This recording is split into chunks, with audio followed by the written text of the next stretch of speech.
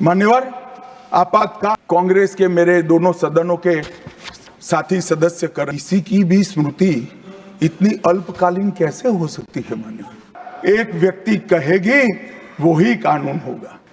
मैं तो छोटा था मान्यवर, मुझे जेल में नहीं जाना पड़ा। किशोर कुमार के साथ इंदिरा जी का झगड़ा हो गया है, ऐसा दंड दिया देश की जनता ने उनको। मान्यवर, आपातकाल अभी बड़ी बड़ी उदात्त भावनाओं का स्मरण कांग्रेस के मेरे दोनों सदनों के साथी सदस्य कर रहे थे। यंग सदस्य करे तो मैं समझता हूं, शायद इन्होंने इतिहास न पढ़ा हो, मगर जो लोग आपातकाल के वक्त थे वो भी करते थे। किसी की भी स्मृति इतनी अल्पकालीन कैसे हो सकती है? मान्यवर, क्या हुआ था आपातकाल में? लाखों लोग कोई अपराध के बगैर जेल में ठूस दिए गए। लाखों लोग, कोई पॉलिटिकल पार्टी बाकी नहीं है। आज इनके साथ बैठे हैं, उनमें से भी कुछ लोग जेल में थे, वो भी नहीं बोलते हैं। न्यायालय में डर का माहौल, मीडिया पर सेंसरशिप। इंडियन एक्सप्रेस ने अपना संपादकीय एक भी शब्द लिखे बगैर का कोरा संपादकीय प्रकाशित करा तो उन्होंने कोरा अखबार ही निकाल दिया। इस तरह से विरोध किया और तय हो गया मान्यवर, एक व्यक्ति कहेगी वो ही कानून होगा। और क्यों किया? देश पर आक्रमण हुआ था क्या? देश की आंतरिक सलामती ठीक नहीं थी क्या? ना ना ना ना ना ना, ऐसा कुछ नहीं हुआ था। सिर्फ इतना हुआ था कि इलाहाबाद हाईकोर्ट ने उनको सांसद के रूप में अयोग्य ठहरा दिया था।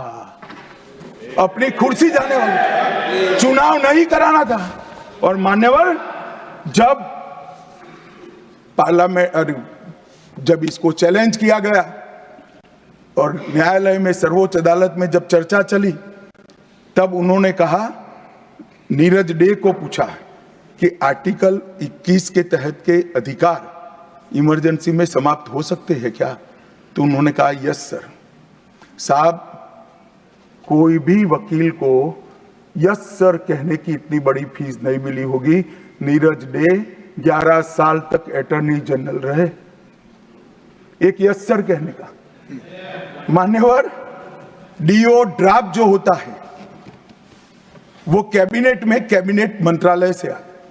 कैबिनेट मंत्रालय में डीओ ही नहीं है। कैबिनेट का जो प्रस्ताव होता है कैबिनेट मंत्रालय के थ्रू जाता है, मगर आज कैबिनेट में कोई रिकॉर्ड नहीं है। कैबिनेट मंत्रालय में मैं तो छोटा था मान्यवर, मुझे जेल में नहीं जाना पड़ा। मेरी आयु होती तो मेरा भी सौभाग्य होता, पूरे 19 महीने इसके विरोध में मैं जेल में रहना पसंद करता, परंतु मैं छोटा था। मुझे इमरजेंसी की मालूमात कैसे पड़ी? मैं बीना का गीतमाला सुनता था, बीना का गीतमाला अचानक बंद हो गई। तो मैंने घर में झगड़ा किया कि बीना का क्यों गीतमाला क्यों नहीं आती। मेरे पड़ोस वाले चाचा ने कहा, किशोर कुमार के साथ इंदिरा जी का झगड़ा हो गया है, बीना का गीतमाला में किशोर कुमार का आवाज नहीं आना चाहिए।